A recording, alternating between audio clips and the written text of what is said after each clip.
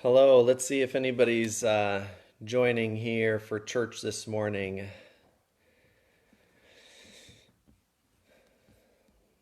Let me try. Hey, we've got Heather on. Thanks, Heather. Got a couple people now. Awesome. Hey, welcome everybody. All right, now they're pouring in. We've got a lot of people showing up this morning for church. Hi, Lindsay. Yeah, give a shout out to everybody if you're watching, and feel free to connect with one another as we go along this morning and as we have this time together virtually. I hope you have taken full advantage of Zoom calls or Facebook Live or Facebook Messenger calls with one another, or however you can stay connected as a church community and support each other and encourage each other.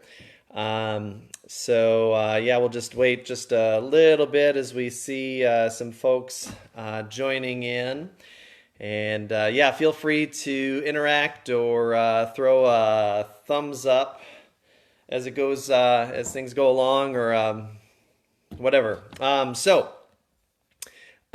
Just to get things kicking off, welcome to Journey Church Online, also known as Journey Church Quarantine Edition, Episode 3. I hope everybody is doing well, finding creative ways to keep the cabin fever at bay. I know this is harder on some of you than it is for others, and I hope that there are some encouraging ways for you to stay connected and to support each other and to stay sane and not get too overwhelmed with either isolation or job concerns or whatever you have. I do want to direct you to the video I put out this week on continuing to be relational in isolation that I did a couple days ago. Should be on our Facebook group and our Facebook page. Really want to encourage you again, utilize the Instant Church Directory that we have. We pay for it, so let's utilize it. And this is our way to be able to utilize that to contact each other and encourage each other. Download the app, find it on the website, and make sure your information is up to date, and make sure you have a picture on there. If you need to update your picture, please do so.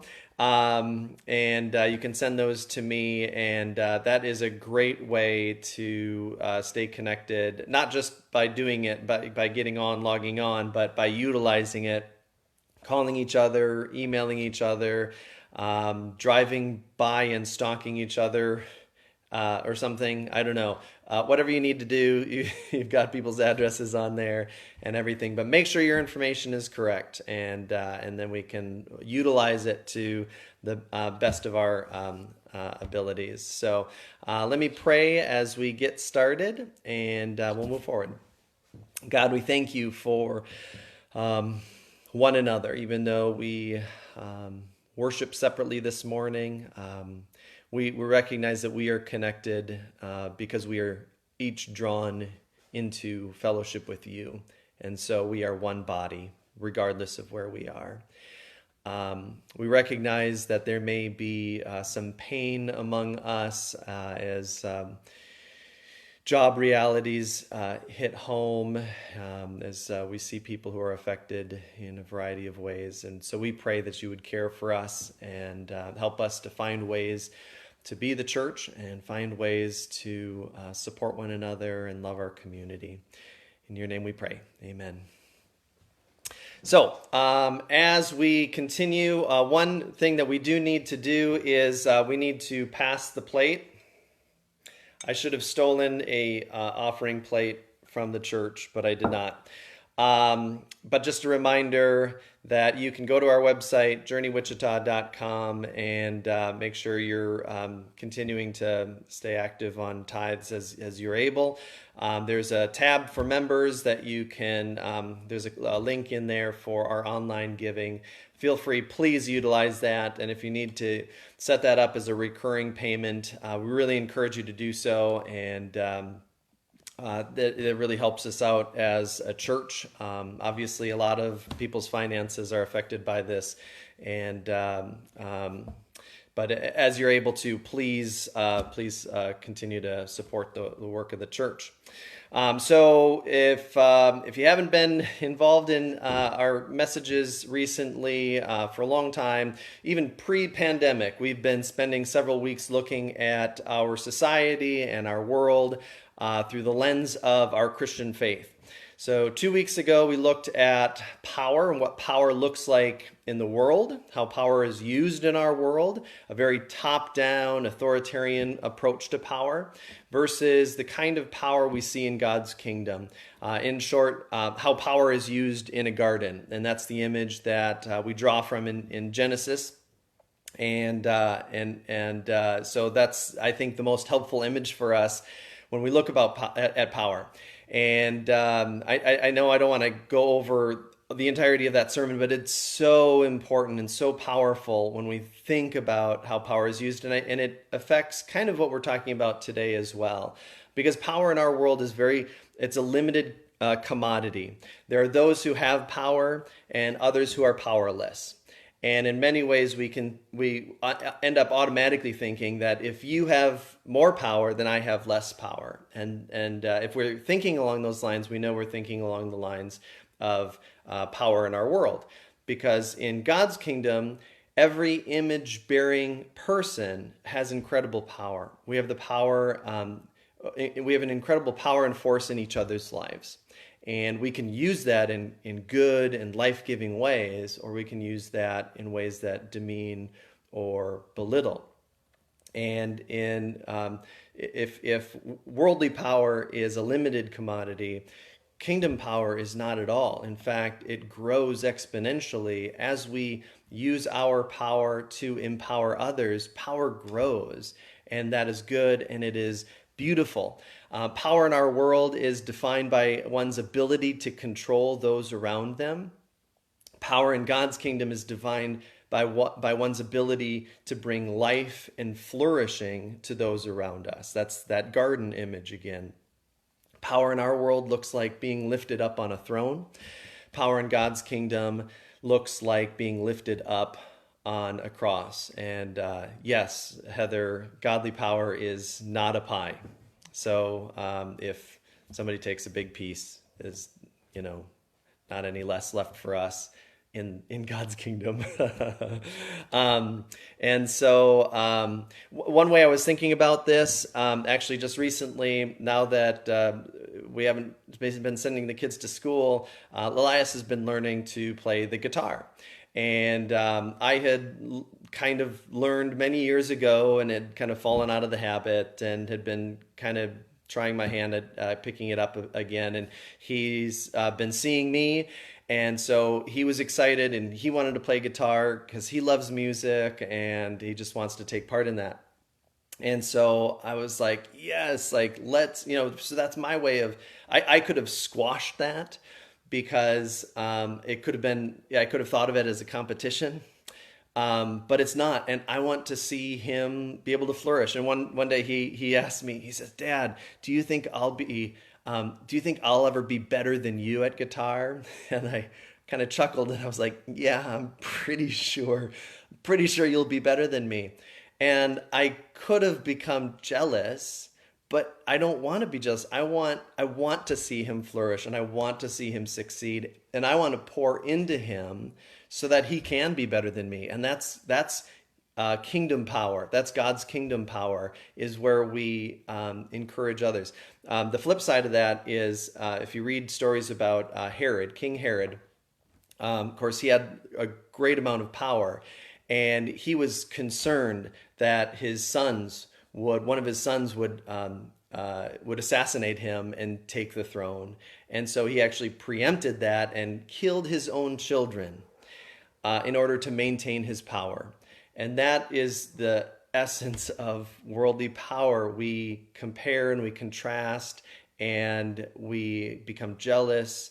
And I just decided I don't want to have that relationship with my children. I want to pour into them. I want them to be even succeed even greater than I have. And that's the kingdom power. And so, and then Ari sees this and she's wanting to get into the ukulele. And so God's kingdom power inspires and it creates, it creates life around it. And we each have this incredible power to inspire one another and encourage one another and resource one another. And last week, Pastor Heather continued that conversation in a way that put some meat on the bones that I wasn't able to get to 2 weeks ago. So that's a bit of a recap. I apologize if maybe I spent a little bit longer on that, but I think it's so important. But now we want to turn our attention to another area of lament as we think about our society and our world. We want to look at the lament of violence in our world. Like power was these past couple weeks, this isn't necessarily a specifically new topic, but I do want to specifically look at it through the lens of our society and our world, and through the lens of lament. So we can talk a little bit about how we view power, or violence, excuse me, and then I want to spend some time on some lament. As we did with power, we do also with this. We look back at the opening pages of Scripture, and one of the verses that stood out to me this week when I was thinking about violence is this phrase that Adam and Eve were naked and unashamed.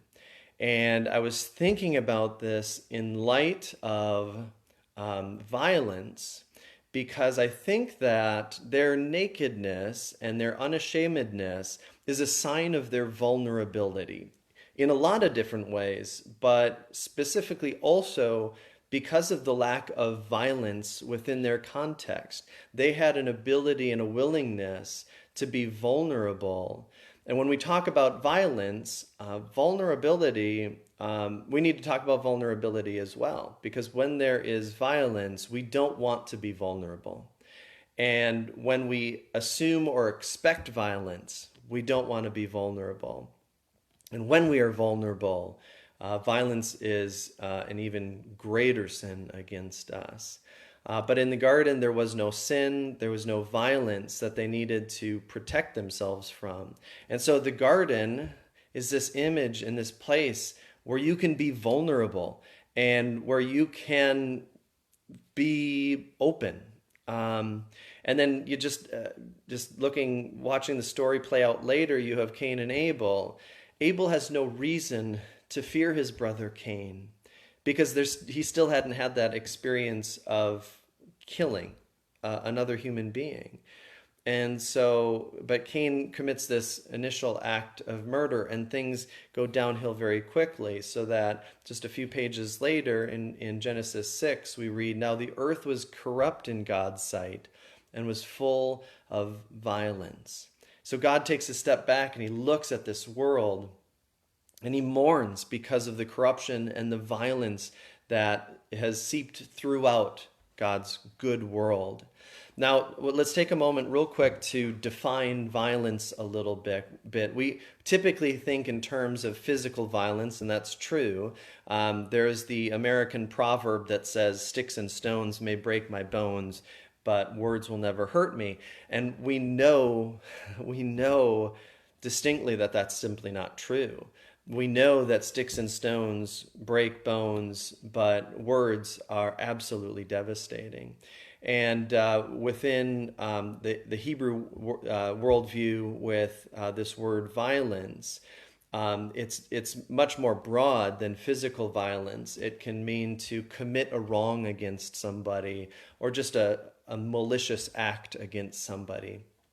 So it's not simply limited to physical violence. And we would also say, just common sense would tell us that there's a broader sense to violence than physically hurting somebody. We know that, and we know the pain. We personally know the violence that has been done to us. So I've been much more over the years broadening my understanding of violence to say that any way that we hurt or demean or belittle or create injury to another person, that is violence, whatever form it takes. And it takes on many forms. It can be physical. We have violence with our words, something we do, something we withhold from another. There is accidental violence.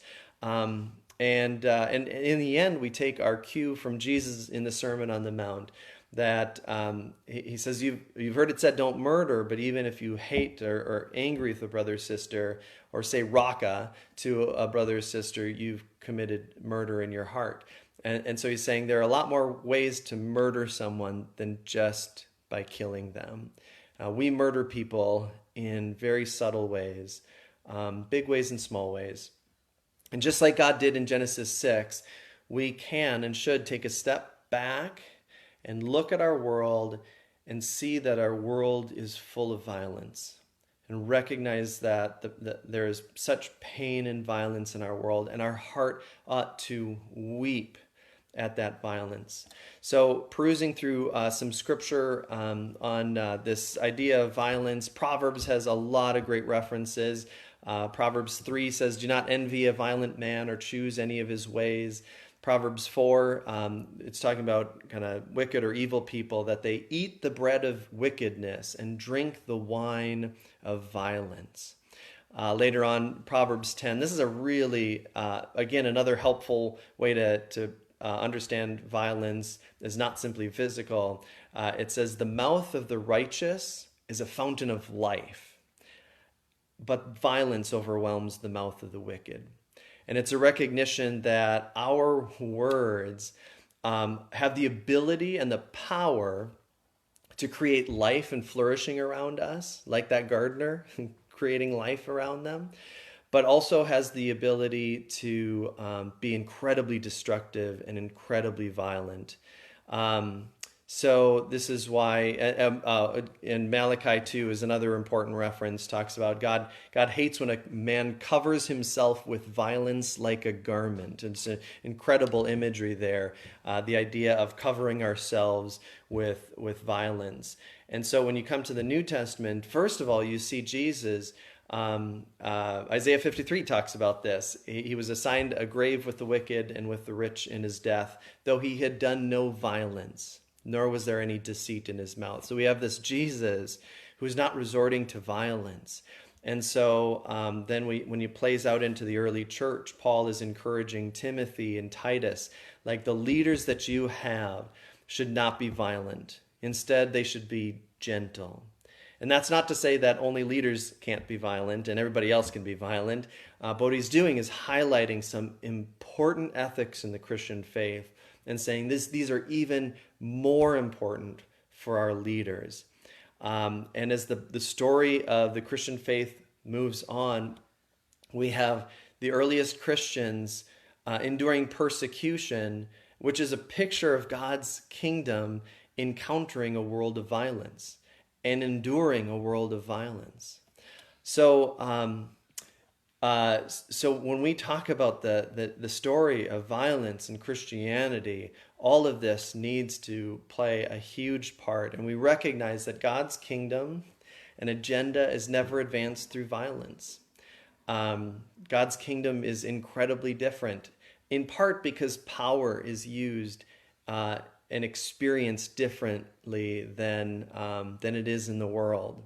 And so it's no wonder that the Christian hope is of a world in which swords are turned to plowshares and war is not trained for anymore. So again, like God does in Genesis 3, we should take a step back and look at our world and recognize the violence in it. And we should be able to lament and cry out to God because of the violence that we see in it. in small ways and in large ways, because we can recognize and should recognize that there are large scale violences and small scale. Because again, if we're broadening our definition of violence, there's a lot of small scale violence. And so if I have ever said raka to anybody, I'm sorry. That's on me. That's my violence. Hold on. Let me see if I got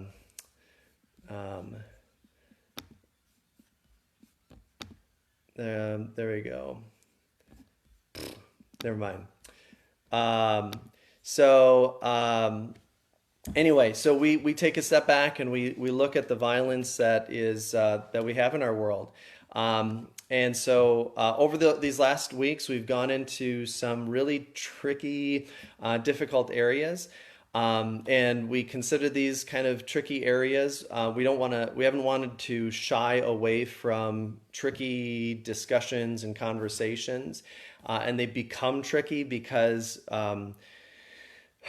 they become divisive. And as Christians, we've allowed issues in our society and in our nation to be very divisive and pitting one against the other.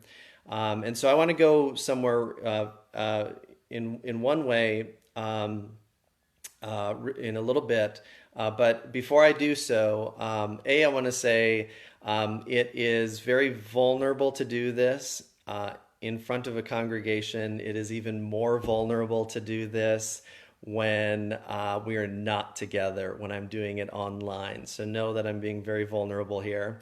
And also just a reminder about lament. If you haven't been a part of our conversations on this or need a refresher, lament is this crying out of pain and anguish for what is broken and what is wrong, where there is hurt and pain.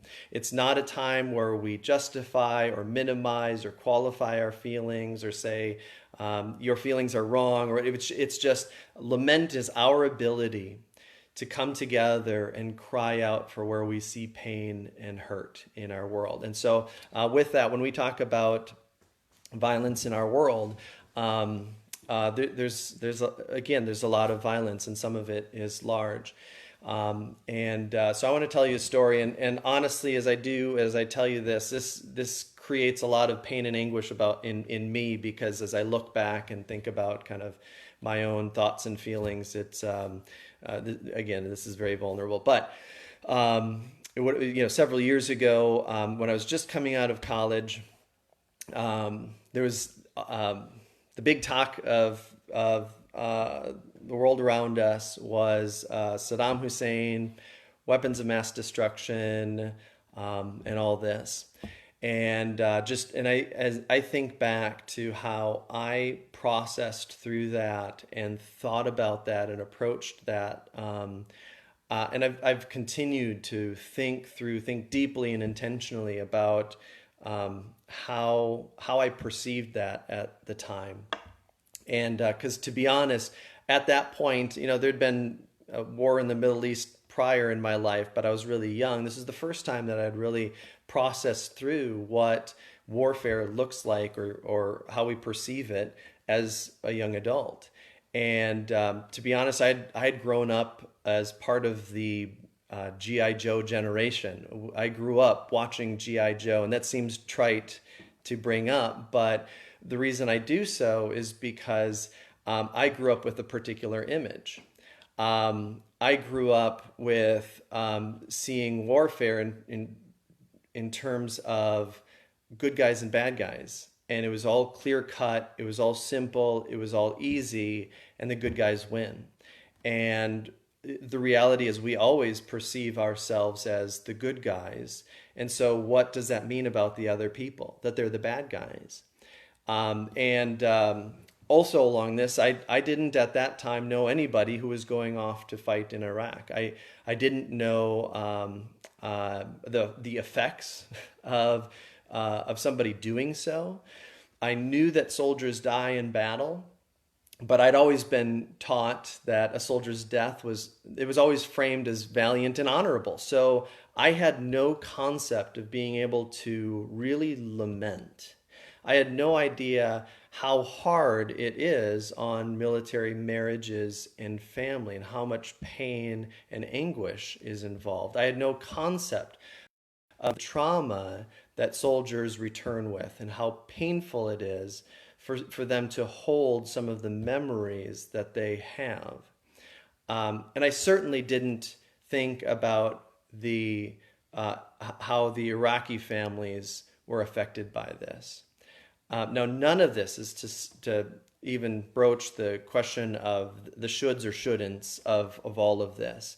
I'm simply speaking from my own experience and really in terms of my short-sightedness of thinking in terms through an American lens and an incredibly naive one at that. So I had very little capacity for really thinking about this through the lens of lament, and I wasn't even equipped to think through how our Christian lens forces us to rethink how we perceive violence, the effects of violence, and how we view those that we perceive as enemies. Again, none of this is even to broach the topic of the should and shouldn'ts of any kind of warfare.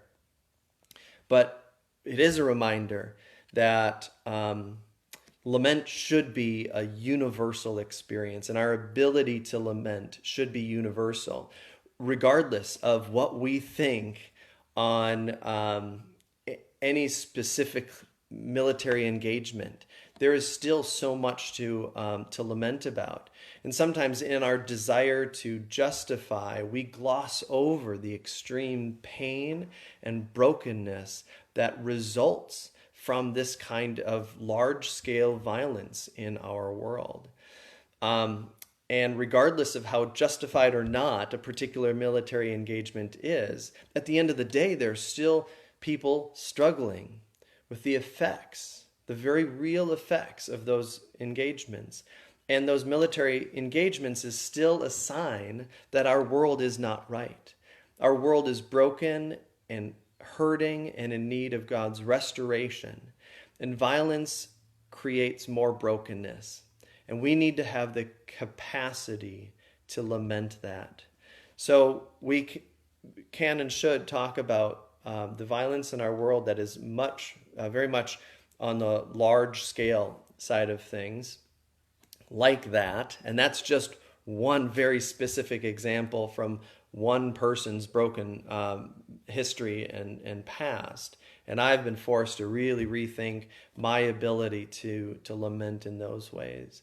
But the reality is, I don't think we can get stuck on looking at the large-scale violences in our world without recognizing that there are so many small-scale violences that we see, perceive, and experience and participate in regularly. So I want to talk a little bit about masks and armor. And as I do so, I want to circle back to Adam and Eve and that image that they are naked and unashamed and their ability to be completely vulnerable. And it makes me think of the contrast is, again, if we go the complete other direction, we can think of, let's say, the first century centurion.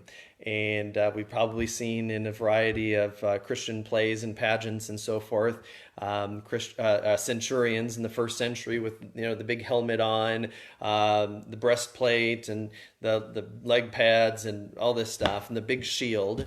And the reality is, when somebody goes off to fight, especially in such hand-to-hand combat, they put on armor that nobody would consider going to battle in shorts and a t-shirt. Because if you are anticipating violence, you're going to cover up and you are going to protect yourself. And the same is true for each and every one of us, that we take a step back and we realize how violent our world is, how much we demean each other and belittle each other and minimize the image of God in one another. And we have each learned to put our armor on, to put our mask on. And I know for years I've always heard of people talking about, we put on our mask when we come to church, we pretend to be someone we're not. And the reality is, it is so true. And the reason we do that is because we don't want to be hurt. Because we have grown up in a world where violence is just our culture, that we have been hurt in countless ways. And we are afraid of getting hurt in the future. And so we put on our armor, we put on our mask, we avoid, we minimize. So I think of a friend of mine from years ago, and I've known several people like this, and I've been this person myself. But this friend of mine, she had this incredible, beautiful singing voice, but she very rarely sang. And she very rarely sang because she was so self-conscious. And she had an inability to let her guard down. And everybody always wanted her to sing, but she so rarely did because she had that armor on, because she was so afraid. And the thing that I lament about the small-scale violences in our world, we can point out, we can recognize big violence in our world, but it's the small-scale violence that where it affects how we live and how we engage one another every single day. And so I lament that our world's violence and our culture of violence, a violence that I have contributed to, creates a world in which we feel the need to wear masks and armor. We do it and we perpetuate this kind of violence in our marriages, in our families, in our friendships, by the things we do, by the things we avoid. We do it in incredibly small and minute ways, and it creates communities where we are afraid to let our guard down, where we continue to put that armor on. So, where do we go from here? We've been kind of doing this most of the weeks lately. First of all, it starts with me. That we need to recognize the way that we have violence in our lives, often in those small ways. And so we have to ask, what is the violence that I have in my own life? Once I began broadening my understanding of violence, I began realizing how much violence there was. Again, not physical violence for me, though I know that's a struggle for others, but I began to realize even the bitterness in my life, the maybe anger at times, the gossip, the jealousy, the comparisons, the trying to outdo another person. Like, all of these are ways that I began to see in my life that were destructive, not only to those around me, but destructive to me. We can ask, are my words a fountain of life or a pit of destruction? Do they create flourishing around me, or do they put others down and build just myself up? So we have to first recognize our own role in this. Secondly, it continues with our part in the church community. What are the potential violences that churches perpetuate? The power dynamics that create violence, the gossip that goes on with one another, the ways that we may put each other down. Often in the church, it's not always obvious ways. It's always very subtle ways, like gossip. I mean, that becomes this. It's not a direct hurt to one another, but it is something that does violence to another human being, and it hurts not only an individual, but it hurts the community. Because if I gossip, those that hear my gossip, suddenly they lose trust and confidence in the church community as well. And they begin to put on armor, because if I'm going to talk about someone like that, well, I might talk about them like that. Or they just know, like, gossip goes on here. So we guard ourselves. We hide from one another. We distance from one another. And so we can, on a very specific way, we can ask the question, what does it look like to create Christian communities in which we can take our armor off, in which we can be fully available to one another and as vulnerable as possible with one another, in a very real way. And when we think about that kind of Christian community, suddenly when we can work backward and we can think, oh, now I can think about all the reasons why I can't be fully real at church.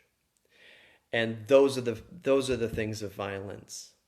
So I think actually a better starting point might be thinking about what would an experience of being fully vulnerable in Christian community look like, and why am I not able to fully engage in that? And then we begin to see what the violence is. So, and that can be in church on Sunday mornings. Granted, we're doing it virtually right now. It can look like in our small groups, like what does it mean to have a small group that is open to one another, that is vulnerable with one another, where we can let our guard down and be real and authentic. And I think that's important. So it starts with me.